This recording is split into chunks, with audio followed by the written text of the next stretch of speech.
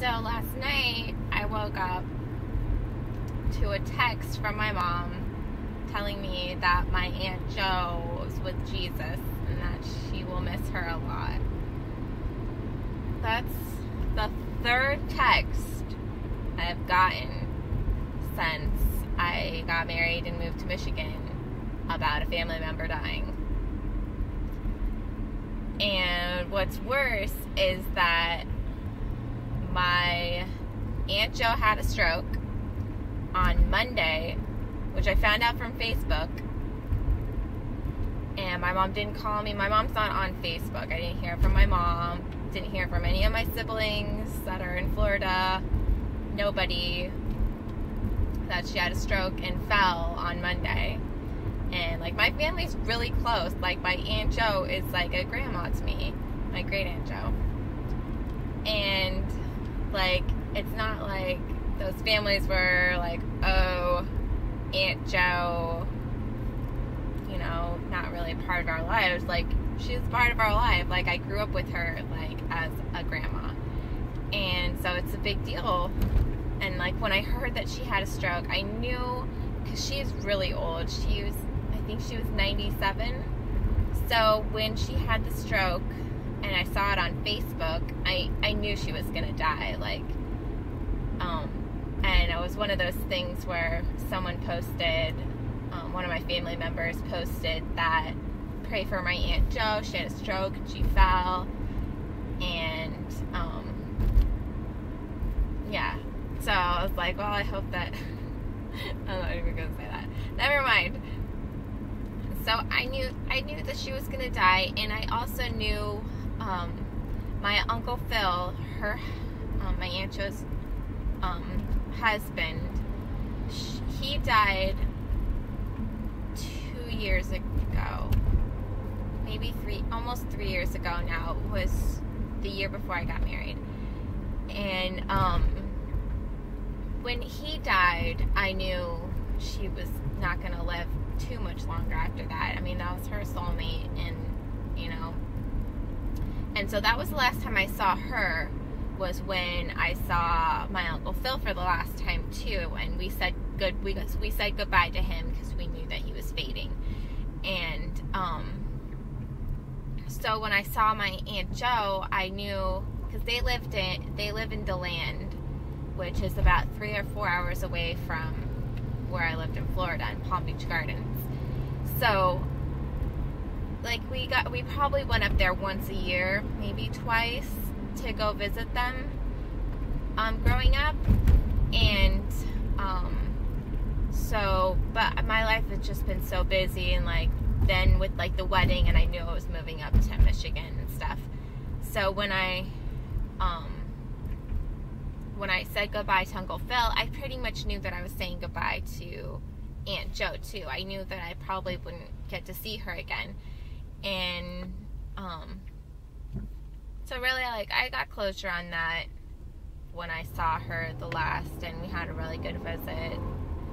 And so I'm not, like, I mean, I probably could cry if I wanted to, but I'm not grieving like I have for others, like other times some family member have died in my past. I'm sure that if I went to the funeral, I would be bawling, but I'm okay now. I think I'm more upset that I got it from a text message. I mean, because no one even called me. They had time, like, from Monday to today's Thursday. They had that long to tell me that she was in the hospital and that she had a stroke, because I'm not really on Facebook. I check it, but I don't write anything. So people, like, you know, they shouldn't assume that I'm going to find out from Facebook. So, I don't know. I guess it's one of those hard things about living far away from home.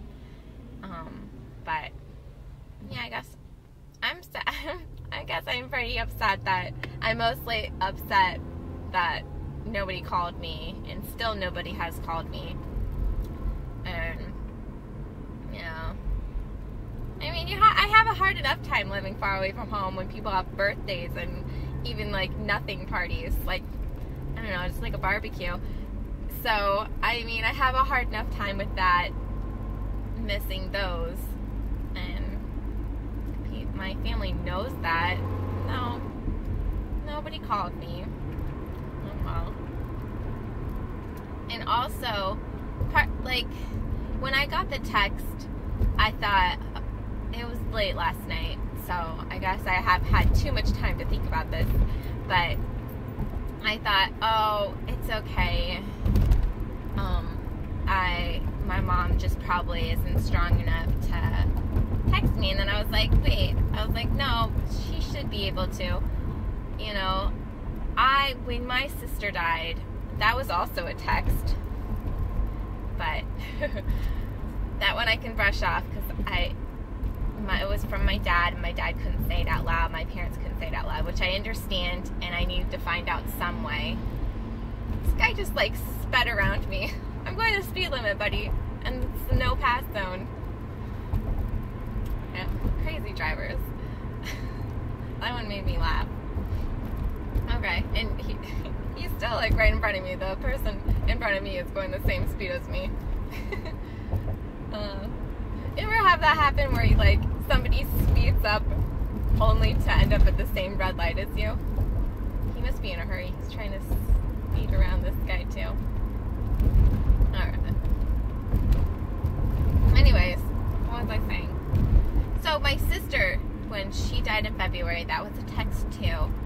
And even though it was really hard for me and I bawled on the phone, I called my boss and I told him that what happened and that I wouldn't be able to come into work because I had to go down to Florida. You know, I like calling. I think that texting, I feel like texting is a quick thing for little messages, but for big ones, I'd rather call. That one, I didn't want to text my boss and tell him that he deserved a phone call, you know, even though I was crying on the phone and I probably sounded awful. I did it, and you know, that's just part of being an adult, and you gotta suck it up and make the phone call.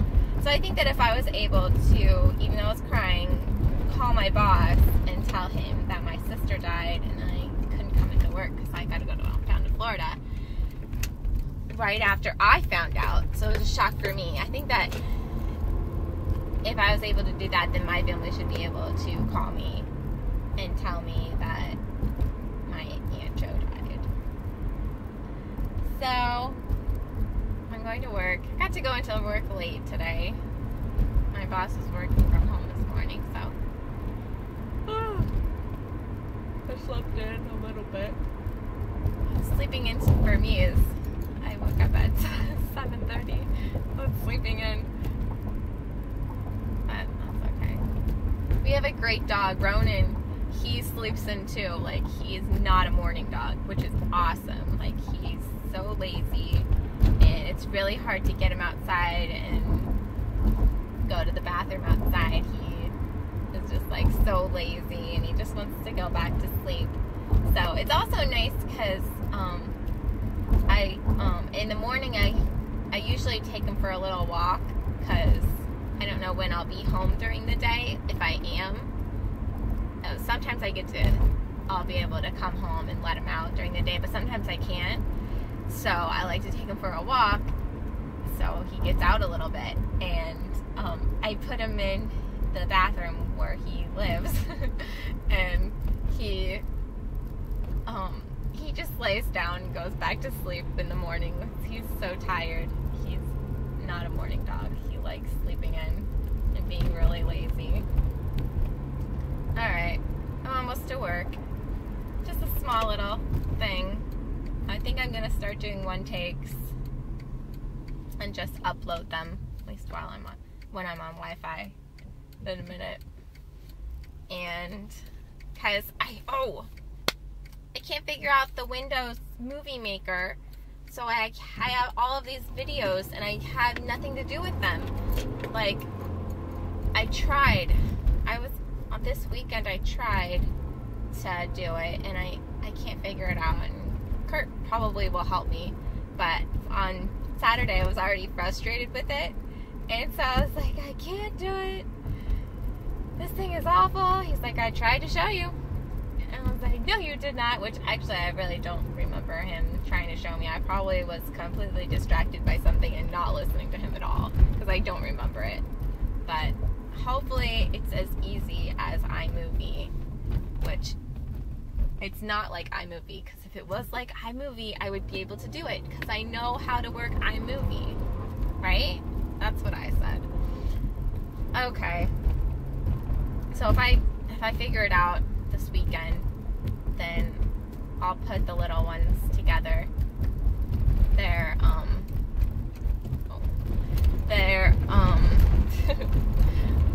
a bunch of them, mostly of like Ronan, just like us around the house and stuff, but I haven't been able to do anything with them because you don't want to upload like a 2-second clip.